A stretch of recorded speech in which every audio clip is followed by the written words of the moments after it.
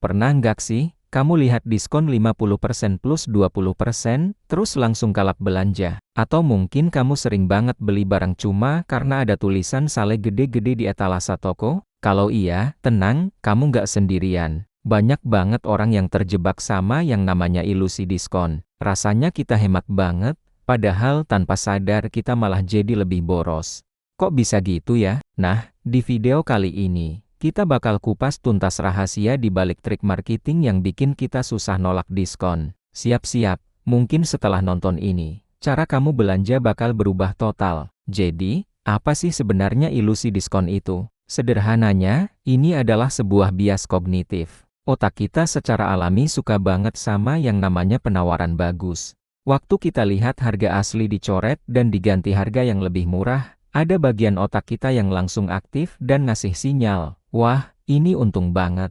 Kita jadi lebih fokus sama jumlah hemat yang kita dapat, bukan sama jumlah uang yang sebenarnya kita keluarkan. Misalnya, ada sepatu harganya 1 juta rupiah, terus diskon 50% jadi 500.000. Otak kita langsung mikir, wow, aku hemat 500.000. Padahal, faktanya kita tetap mengeluarkan uang 500.000. Perasaan menang karena dapat potongan harga inilah yang sering bikin kita jadi buta. Salah satu trik paling klasik yang sering dipakai adalah harga jangkar atau anchoring price. Ini teknik di mana penjual sengaja pasang harga awal yang tinggi banget, kadang nggak masuk akal, cuma buat bikin harga diskonnya kelihatan super murah. Contohnya, sebuah tas dilabeli harga 3 juta rupiah. Mungkin harga produksinya nggak semahal itu. Tapi dengan label harga 3 juta, waktu tas itu didiskon 70% jadi 900.000, rasanya kayak dapat durian runtuh.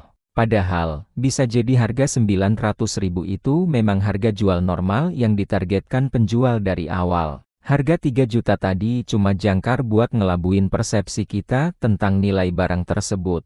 Kita jadi mikir, ini barang mahal yang lagi murah banget, bukan, harga aslinya emang segini. Cerdik banget kan? Trik lainnya yang nggak kalah ampuh adalah urgensi palsu atau false urgency. Kamu pasti sering lihat kan? Diskon hanya hari ini, stok terbatas, atau tinggal 2 jam lagi. Kata-kata ajaib ini sengaja dibuat untuk memicu FOMO, alias fear of missing out.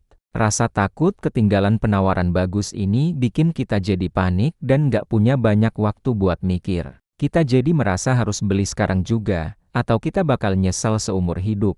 Padahal, seringkali penawaran itu bakal ada lagi besok, lusa, atau minggu depan dengan nama promo yang berbeda. Tekanan waktu ini sengaja diciptakan biar kita nggak sempat melakukan riset, bandingin harga, atau bahkan nanya ke diri sendiri, aku beneran butuh barang ini nggak sih? Akhirnya, kita beli karena panik, bukan karena butuh. Terus ada juga yang namanya diskon bertingkat, kayak beli 2 gratis 1 atau diskon 50% tambah 20%. Ini kelihatannya menggiurkan banget, tapi coba kita hitung baik-baik.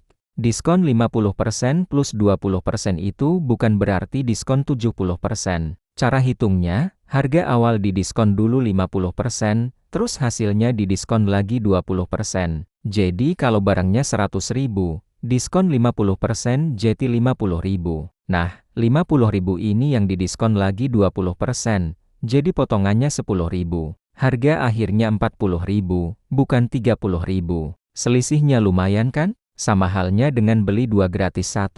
Ini seakan-akan kita dapat diskon besar. Tapi seringkali, promo ini justru mendorong kita buat beli lebih banyak dari yang kita butuhkan. Awalnya cuma butuh 1 sabun, karena ada promo jadi beli 3. Uang yang keluar jadi lebih banyak kan? Belum lagi jebakan minimal pembelian. Misalnya, gratis ongkir dengan minimal belanja Rp300.000, atau dapat cashback 10% untuk pembelian di atas 500.000. Trik ini jenius banget buat naikin nilai transaksi. Mungkin keranjang belanjaan kamu isinya baru 250.000, kurang 50.000 lagi buat dapat gratis ongkir. Apa yang kamu lakukan? Pasti cari-cari barang lain buat nambahin, kan? Biar sayang kalau nggak dapat gratis ongkir. Padahal, ongkirnya mungkin cuma 20.000, tapi kamu malah rela nambah belanjaan 50.000, yang artinya kamu keluar uang 30.000 lebih banyak dari yang seharusnya. Kita fokus menghindari biaya ongkir, tapi lupa kalau kita malah belanja lebih boros. Nah, setelah tahu semua trik ini, Terus gimana dong caranya biar kita nggak gampang terjebak?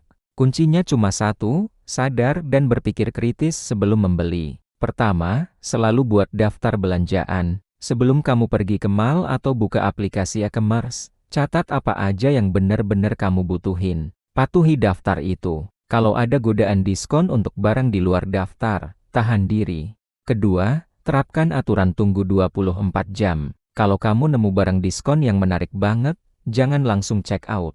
Masukin dulu ke keranjang, terus tinggalin. Tunggu 24 jam. Biasanya, setelah emosinya reda, kamu bisa mikir lebih jernih. Besoknya, coba tanya lagi ke diri sendiri, aku masih pengen barang ini, aku beneran butuh.